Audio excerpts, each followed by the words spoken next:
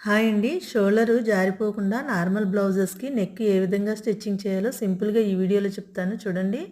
ఇదిగోండి ఇలా మనం క్రాస్ ముక్కలు తీసుకుంటాము. క్రాస్ అయితే క్లాత్‌ని క్రాస్‌గా కటింగ్ చేసుకోవాలి. ఇలా కట్ చేసిన తర్వాత ఇవన్నీ కూడా అటాచ్ చేసేసుకోవాలి. ఇలా 1 ఇంచ్ వెడల్పులో కట్ చేసుకోవాలండి.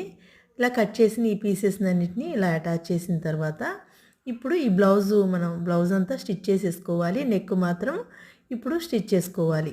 నెక్కు సాగదీయకుండా ఓన్లీ వేసిన ఈ తీసుకున్న పట్టీని వరకే కొంచెం లాగిపెట్టి అటాచ్ చేస్తూ స్టిచ్చింగ్ చేయాలండి. ఈ విధంగా స్టిచ్ చేసిన తర్వాత ఇదిగోండి ఇది ఫోల్డ్ చేసుకోవాలి.